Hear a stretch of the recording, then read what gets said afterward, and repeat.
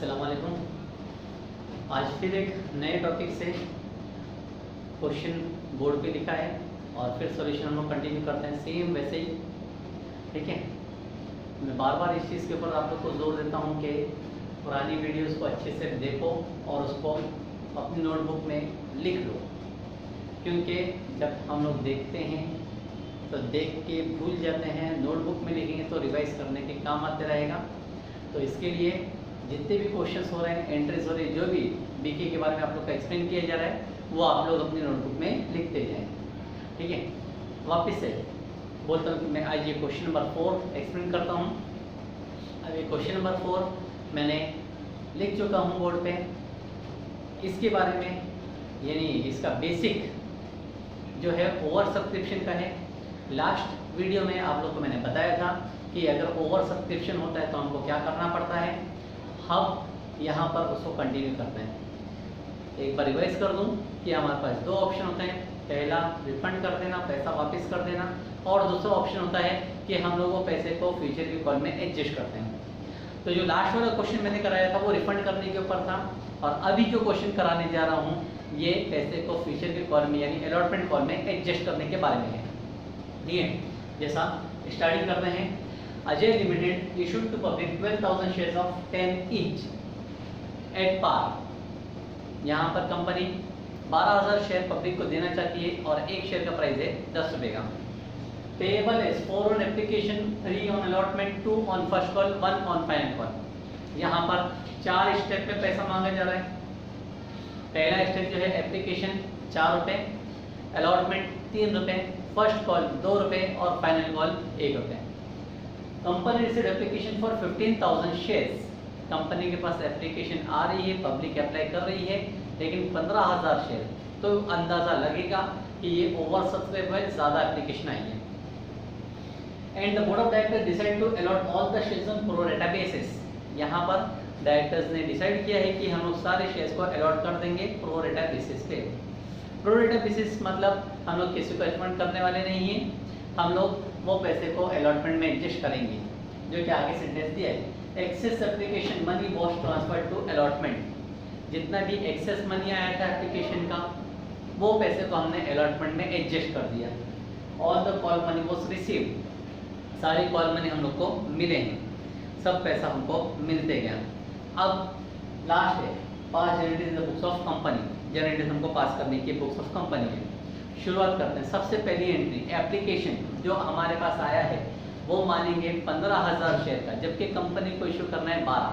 तो पहली एंट्री जो पैसा आने की है, फुल एप्लीकेशन है 15,000 शेयर्स का। Entry number 1, bank account debit,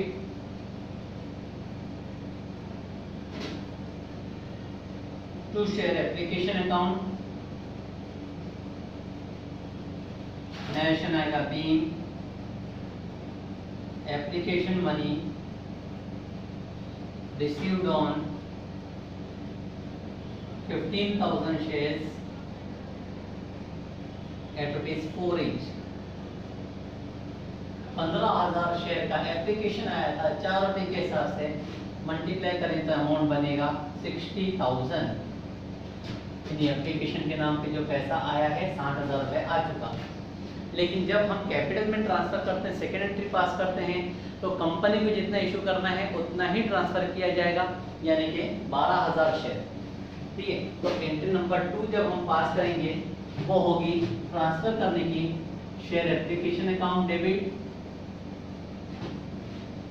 to share capital account, narration आएगा being application money transferred to capital of 12,000 shares. 12,000 share का ही एप्लीकेशन अमाउंट हम ट्रांसफर करेंगे। 12,000 शेयर मल्टीप्लाई बाय 4 हो जाएगा 48,000, यानी हम ट्रांसफर 48,000 रुपीज करेंगे।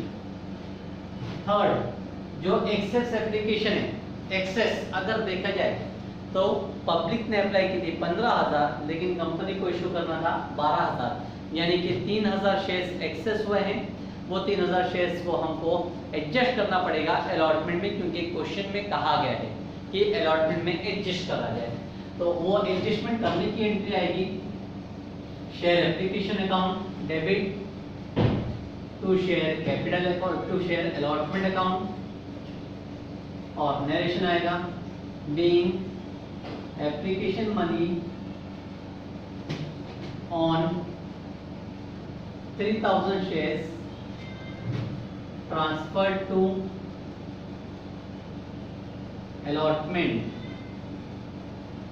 3000 शेयर्स एप्लीकेशन मनी 4 पे 3000 इंटू 4 करेंगे आएगा 12000, यानी 12000 का अमाउंट हमने ट्रांसफर कर दिया है अलॉटमेंट में। हमने पब्लिक को पैसा रिफंड नहीं किया, उनसे अरेंजमेंट किया है कि फ्यूचर अलॉटमेंट कॉल का इतना पैसा आप लोग कम देना। तो इस तरह से हमने पहले एप्लीकेशन का पैसा पूरे 15000 शेयर का लिया, फिर जब कैपिटल में ट्रांसफर कर रहे हैं तो 12000 शेयर का ही कर रहे हैं, और 3000 जो एक्सेस में हुए थे वो हम फ्यूचर के कॉल में एडजस्ट करेंगे। एप्लीकेशन का प्रोसेस खत्म हुआ। अब अलॉटमेंट के प्रोसेस पे आते हैं। अलॉटमेंट का कॉल है 3 रुपए का, वो भी पार पे। तो अलॉटमेंट का पहले कॉल किया जाएगा share allotment account debit to share capital account, narration आएगा being allotment call made 12000 share के ऊपर 3 रुपए का call made on 12000 shares at ₹3 each. 12000 multiply by 3 हम करेंगे तो होगा 36000 का कॉल। हमको कॉल अलॉटमेंट का करना है 36000। अब अलॉटमेंट के कॉल के बाद में उसका पैसा आएगा, तो जब हमारे पास पैसा आएगा तो हम लिखेंगे bank account debit to share allotment account, bank account debit to share allotment account. पैसा आया, लेकिन पैसा एडजस्ट करके आएगा। कैसे एडजस्ट होगा, ध्यान देना कि पहले तो हमने अलॉटमेंट का पैसा एप्लीकेशन से ट्रांसफर कर चुके थे 12000 रुपए का, और अभी अलॉटमेंट का कॉल किए हैं 36000 रुपीज का। इन शॉर्ट हमने पहले जो पैसा एक्सेस आया था रिफंड नहीं किया था, बोले थे शेयर होल्डर को कि ये पैसा फ्यूचर के कॉल में एडजस्ट करेंगे। वो एडजस्ट करने का मतलब ये होता है कि हम लोग जब कॉल करेंगे तो पैसा आप लोग इतना रिड्यूस करके पे करना। तो हमने अभी कॉल किया 36000, जबकि पहले से आ चुका है 12000, तो हमको ये 12000 मिलने वाला नहीं है। 36 में से हम 12000 माइनस करेंगे तो अमाउंट लिखेंगे इधर 24000, 24000। नरेशन में आएगा being allotment money received after adjustment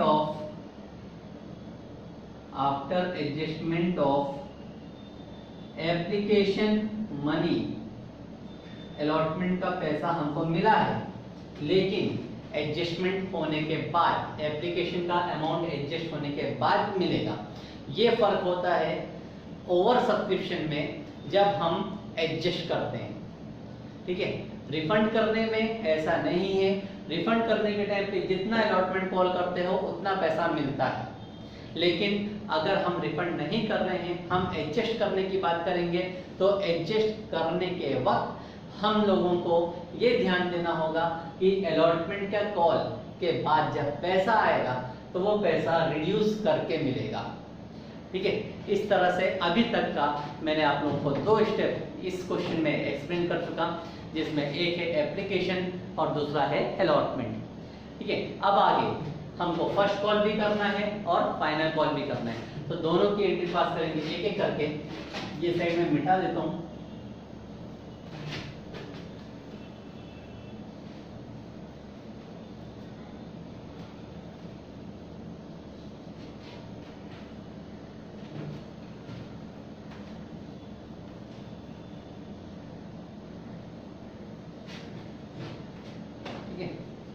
अब हम करेंगे फर्स्ट कॉल। तो फर्स्ट कॉल करने की एंट्री नंबर 6 रहेगी।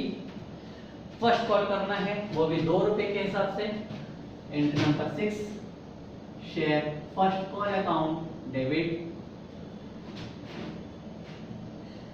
To share capital account being first call made on 12,000 shares at rupees 2 each.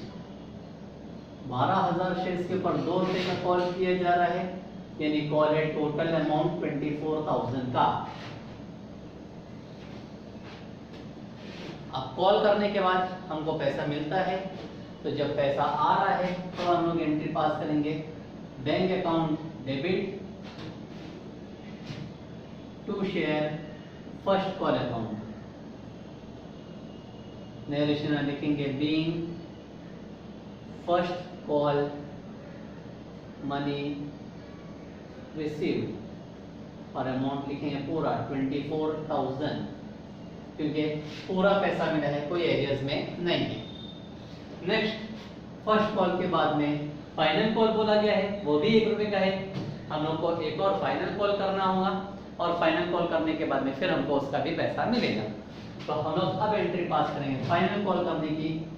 Share final call account debit to share capital account being final call made on 12,000 shares at rupees 1 each। 12,000 multiply by 1 करेंगे तो हो जाएगा 12,000 bye 12,000 का call. और अब last entry, यही final call जो हमने अभी किया, इस फाइनल कॉल का अमाउंट मिलेगा हमको। लिखेंगे bank account debit to share final call account amount 12,000, full amount received, कोई अमाउंट एरियर्स में नहीं है। Being final call money received. ठीक है, इस तरह से हमारा ये सॉल्यूशन वाइंड अप होता है। मेन कॉन्सेप्ट इस क्वेश्चन को कराने का यही था कि हम लोग जब अलॉटमेंट करते हैं ओवर सब्सक्रिप्शन के टाइम पे, तो अलॉटमेंट जितना कंपनी को इशू करना है उतना ही होता है। एक्सेस एप्लीकेशन को एडजस्ट किया गया और एडजस्ट करने के बाद में जब अलॉटमेंट, एक्चुअल अलॉटमेंट का कॉल का पैसा मिलता है तो वो रिड्यूस करके मिलता है, पूरा सेम अमाउंट नहीं मिलता। ठीक है,